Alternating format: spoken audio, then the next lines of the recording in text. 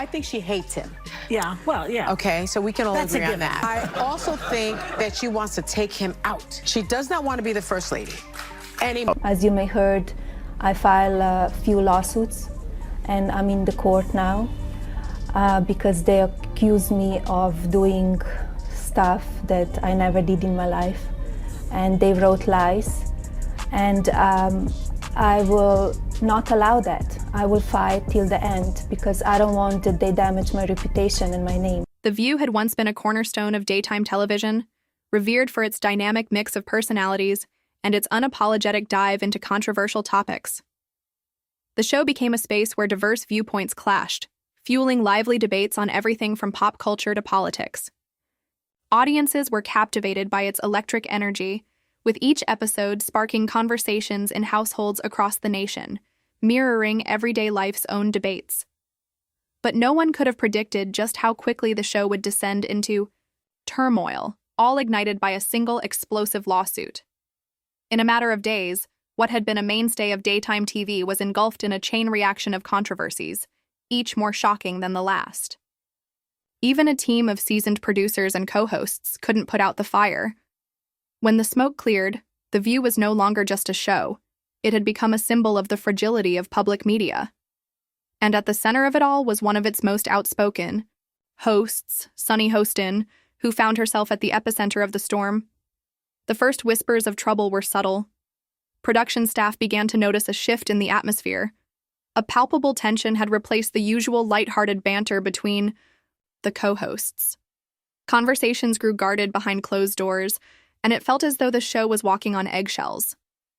Everyone was aware that one wrong move could spark a much larger fallout. Rumors began circulating about a looming lawsuit that could change everything.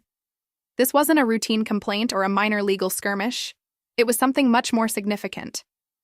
The plaintiff was believed to be a high-profile individual with a reputation for fiercely defending their image, someone not easily bought off or silenced.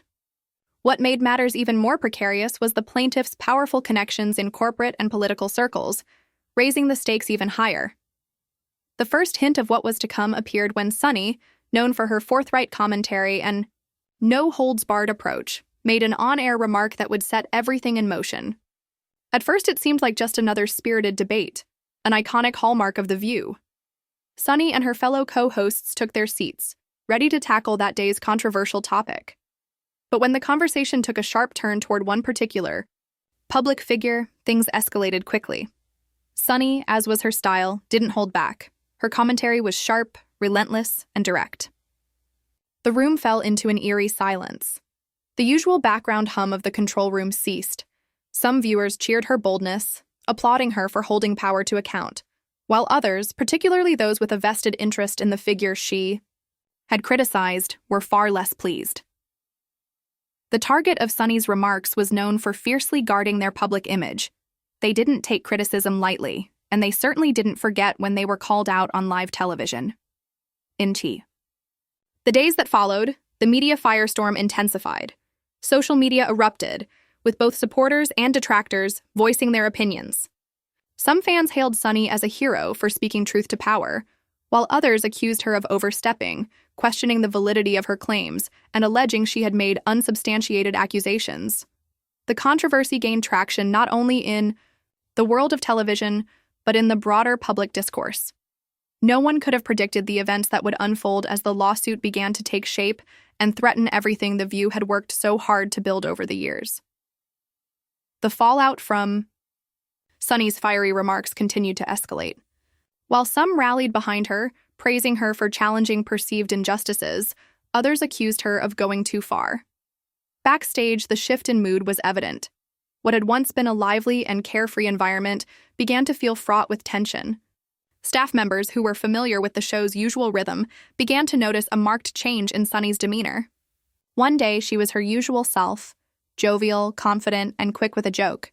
But the next, she seemed distracted, unable to focus, and almost anxious. Even the other co-hosts began exchanging furtive glances, unsure how to navigate Sunny's growing discomfort. An unspoken question hung in the air. How much further would this controversy go? What made this particular moment different from past on-air dramas was the undeniable presence of legal threats. The whispers about the potential lawsuit were no longer rumors, they were becoming reality. Sources close to the production team revealed that the high-profile individual Sunny had criticized was preparing to file legal action. This wasn't expected to be a minor claim.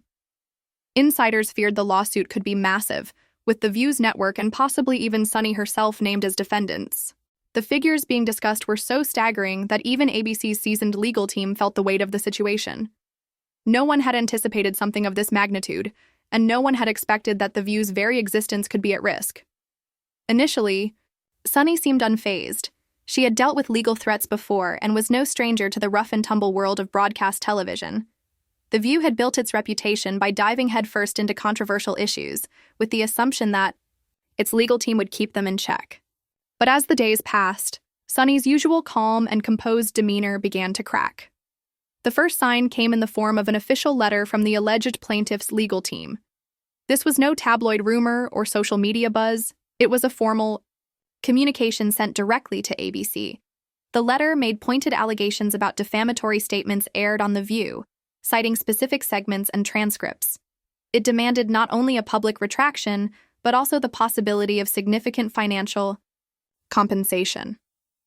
According to insiders who had glimpsed the letter, it was clear this wasn't a mere warning. It was a serious legal threat. The possibility of a lawsuit with a staggering price tag sent shockwaves through The View's producers, who immediately called emergency meetings. ABC's legal team combed through every aired segment, every internal communication, scrutinizing for any sign of missteps or potential misrepresentation. Producers recalled an episode where Sunny, in her usual fiery style, spoke quickly and passionately about serious allegations, referencing information that hadn't been fully substantiated. Could this be the moment that put them at risk? On the surface, the show continued with its usual upbeat tone. Announcers discussed celebrity gossip and the latest political developments. But behind the scenes, the tension was palpable. The show's sense of fun had vanished, replaced by a Has cautious news of her atmosphere. ancestors being slave owners Joy broke? Behar, ever the jester, tried to lighten the mood with her humor, but her attempts fell flat. Whoopi Goldberg, a pillar of the show, appeared unusually reserved, avoiding comments that could be misinterpreted. It was clear that everyone on set was feeling the weight of the situation, but no one could figure out how to move forward. The silence between segments became heavier with each passing moment, as a collective uncertainty hung in the air. And then, the blow everyone had been dreading arrived. The lawsuit was officially filed. Filled with legal citations and blunt assertions, the court papers alleged that both The View and Sunny Hostin had caused irreparable harm to the plaintiff's reputation by making specific claims without sufficient evidence. This wasn't just another dispute, it was a full-fledged legal assault, one that demanded the show's full attention.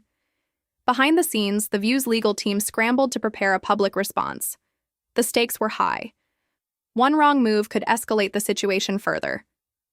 After much deliberation, ABC released a public statement acknowledging the lawsuit, reaffirming the show's commitment to discussing matters of public interest. But the phrase, matters of public interest, carried a subtle implication. Had the original segment gone too far? Had it crossed the line from opinion into something more dangerous, more damaging? Once the lawsuit became public, the atmosphere in the studio became even more tense. Reporters and photographers descended on the location, eager for any new details to fuel the drama. Cameras clicked as co-hosts hurried from their cars to the dressing rooms, and reporters shouted questions in a frenzy outside. Inside, the network's corporate partners began to react with increasing caution. Alarmed by the negative press surrounding the show, major advertisers who had once been eager to associate with The View began pulling back. Some quietly withdrew their support, and campaigns were put on hold. The loss of these sponsors was a significant blow to the show's financial stability. Rumors about the show's cancellation began to spread, and some staff members held out hope that it was just a temporary setback. But veterans of The View, those who had been with the show through thick and thin, began to sense that this hiatus was the beginning of the end. Within hours, the news spread like wildfire. The View was officially canceled due to the lawsuit. Headlines splashed across tabloids and online news outlets, with commentators eagerly dissecting how one lawsuit had brought down one of daytime TV's most iconic shows. Industry insiders noted that The View had been skating on thin ice for some time. Courting controversy for the sake of ratings had always been part of the game, but this time, it seemed they had gone too far. Social media exploded with reactions. Some viewers mourned the loss of a platform that, despite its flaws, had given a voice to women and fostered lively, often heated debates. Others expressed relief, tired of the constant drama and sensationalism. Meanwhile, some fans were vocal in criticizing ABC for not supporting Sunny more forcefully.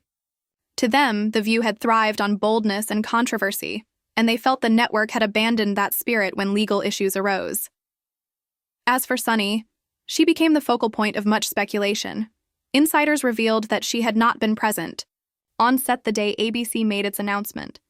Some claimed she was locked in lengthy discussions with ABC's legal team, exploring whether she had any legal recourse or could be personally liable for the fallout caused by her comments. Others suggested that Sunny had gone home, possibly in tears, grappling with guilt over the aftermath and the possibility that her actions had led to many of her colleagues losing their jobs.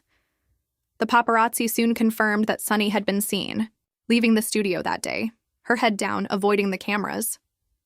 Her downcast expression fueled rumors that she was overwhelmed by the gravity of the situation. It was a far cry from the confident, fearless woman viewers had come to know on television. The network's public statement about the show's cancellation was brief and to the point. It cited a combination of ongoing legal complexities and strategic programming decisions. While the statement refrained from directly blaming Sunny, the subtext was clear. The lawsuit and the controversy that had preceded it had played a pivotal role in the show's demise. The news spread quickly, and major outlets analyzed it from every angle. Where had The View gone wrong? Could the co-hosts have done more to shield themselves from the legal fallout? Perhaps most pressing, what did Sunny's downfall signal for all talk, shows that relied on provocative claims and bold opinions to generate ratings? In the days that followed, tabloids delved into the personal aspects of the drama. One article focused on Sunny's final moments on the set of The View, painting a vivid picture of her emotional state as she entered her dressing room. It described her carefully removing personal photographs from the mirror, pausing to look around, clearly distressed. An unverified video, taken by a staff member, soon went viral. The footage showed Sunny hugging a producer in the hallway, tears streaming down her face. The headline read, "Sunny Hostin's Tearful Goodbye," which set off a wave of reactions on social media. People were divided. Some scorned her for appearing to play the victim, accusing her of exaggerating her emotions for sympathy, while others empathized, pointing out how easy it was to cross an invisible line in the high-pressure world of heated, hot-topic discussions. The public became consumed by the fallout, and the debate over Sunny's role in the show's collapse continued to simmer. Meanwhile, the lawsuit didn't simply vanish with The View's cancellation, it trudged on. ABC's attorneys worked through depositions and negotiations, all aimed at minimizing the damage. The nature of the disputed remarks remained sealed under legal confidentiality, but news outlets speculated they involved highly delicate personal allegations, claims the plaintiff insisted had been broadcast as fact. As the case dragged on, Sunny and her legal team braced for a lengthy battle, one that could overshadow her career for months or even years. Weeks passed, and fans noticed a marked silence from Sunny's typically active social media accounts. She posted occasionally about charitable causes or shared nostalgic throwback photos, but there were no updates or comments about the lawsuit or the end of The View. When entertainment journalists reached out for comment, they found her unreachable, or received only cryptic responses through a spokesperson. Some speculated that Sunny was quietly planning a second act, perhaps a podcast or online show to rebuild her career. Others believed she was simply laying low, avoiding stirring the pot and potentially inflaming the lawsuit further. Regardless of the reason for her silence, it was clear that Sunny had become a figure of intense scrutiny. Public curiosity about her next move only grew stronger. The other co-hosts, however, responded in different ways. Joy Behar expressed regret over how everything had unfolded but stopped short of pointing fingers. Whoopi Goldberg made a brief statement, expressing her disappointment at the abrupt end of the long-running show, but chose not to delve into the specifics of the legal troubles. Sarah Haynes, ever the quiet observer, kept mostly to herself, focusing on family matters and personal projects. Though none of the co-hosts directly blamed Sunny for the downfall of The View, it was clear the legal chaos had taken a toll on all their careers. What had once been a powerhouse in daytime television had now become a cautionary tale about the risks of crossing legal lines in the pursuit of ratings and controversy. As the dust settled, it remained to be seen how Sunny would weather the storm and whether The View would ever return to its former glory. Offers for new roles trickled in for Sunny, though cautiously.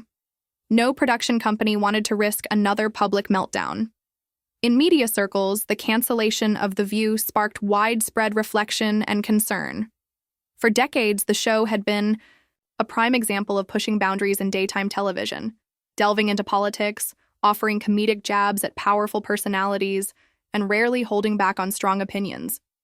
While this approach had drawn a loyal following of viewers who craved authentic banter, it had also left the hosts dangerously close to potential legal pitfalls. The question now was whether the demise of The View had set a chilling precedent. Would future daytime shows be forced to curb their discussions to avoid stepping into legal minefields? Commentators on talk radio, online platforms, and cable news had a field day dissecting the drama. Some argued that the downfall of The View was the inevitable result of a format that thrived on controversy. They contended that any talk show encouraging unfiltered commentary about major public figures was always at risk of a lawsuit, particularly in the current climate. Others, however, believed this was an extreme case, pointing out that The View had navigated close calls before. This time, however, the show collided with a plaintiff determined and resourceful enough to see the case through to the end. For many loyal fans, the cancellation of The View felt like the loss of a piece of cultural history.